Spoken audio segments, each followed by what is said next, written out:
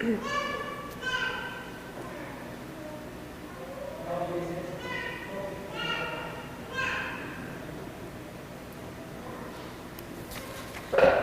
was supposed to wear my microphone, so getting my mask on.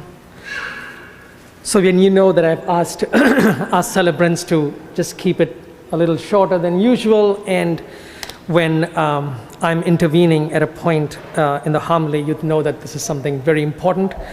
And don't worry, I'm not leaving neither my priesthood or going to India or anything of that sort, but this is about this ministry that's developing in our parish, the ministry to the Spanish-speaking people. And as you know, IC Parish has begun to offer full-fledged parish ministry in Spanish. Now, when I initially envisioned this, my plan was to begin slow and to serve the families just in the children who are in our school and their families, and offer this Mass for them. I had said maybe we'll do one Mass per month. But as it came to be, we have had to adopt a much faster pace. Someone called it a neck-breaking pace, and I kind of agree. There are reasons for this. For a little while now, Hispanic ministry in Dayton has been in a crisis. I do not wish to go into details, but the lack of priests who can speak Spanish or minister to the Spanish-speaking people is just one of them. Whereas I was ready to make humble beginnings, along with consulting our parish leaders, particularly the parish council, in ministering to the Hispanic people, there was a sense of urgency from the Archdiocese to address the crisis and offer Hispanic ministry at a place where they feel welcome and where they could belong. Moreover, we have a huge facility and the space to welcome more people into our parish. So I consider it our moral task to welcome a people who otherwise were feeling like sheep without a shepherd. When I first announced the beginning of a weekly Mass and consulted with the Parish Pastoral Council, there has only been expressions of support. However, the speed at which this ministry is growing has taken me by surprise, even me by surprise. Last Saturday, there were double the number of people we had for the very first Mass that we had after Ash Wednesday. Beginning a culturally and linguistically diverse ministry is a very delicate task. Growing at such a pace, even more delicate. Staffing, Mass schedules, liturgical and pastoral ministries must all be in place before we can address this ministry.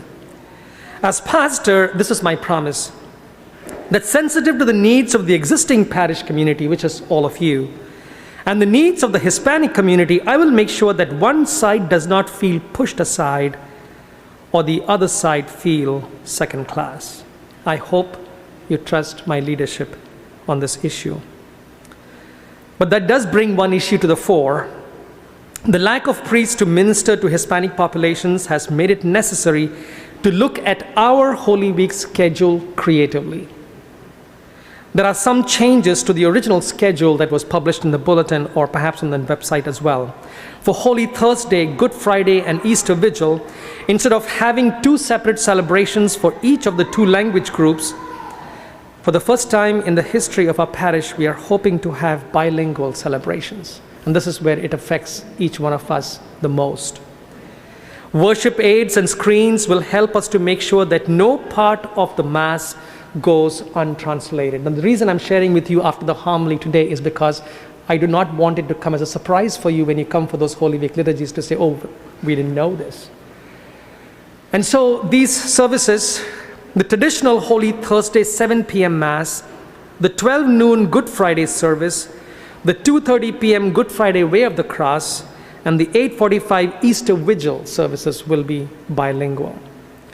On Easter Day, there will be Mass in Spanish at 9 a.m., Mass in English at 11 a.m., and Mass in English again at 6 p.m. Now, part of the reason why we are having bilingual is for me to do a Holy Week service or Holy Thursday service first in English and then repeat it in Spanish. It's just simply, I think, superfluous and really difficult for me as well. For the lack of Spanish-speaking priests, I will be celebrating all these masses. Now, I'm very sensitive to the reality that I must also include St. Helen Parish in all of these plans, because I'm also the pastor there. In some way, I need to minister to the needs of that community as well, without them feeling left out. And thanks to the Marianist priests, Father Bob Jones is here today, Father Jim Fitz was here yesterday, and Father Tony Geraci, the Holy Week schedule at St. Helen Parish will remain intact for the moment. There are no changes to that. I'm sensitive to that as well. Folks, in this very time, I see parish can be a witness to unity, peace, reconciliation, at a time where there is much need for it in our nation and, in fact, in the world. Pope Francis is on a trip to Iraq right now, and he's trying to reconcile two religious traditions that have been at odds for centuries. And he's trying to make sure that the gospel can be preached in such a way that peoples can come together. His big message, ever since he took over, and especially in the last few years, is fraternity. We are fraternal brothers and sisters, not just as people of the same religion, but different, but simply as human beings. I believe that the IC parish can be prophetic in the way we embrace one another and in the way we allow the Holy Spirit to work in our midst. I'm convinced of one thing: the time is ripe, and the time is now. And yes, one more thing. I believe God is leading us during this time.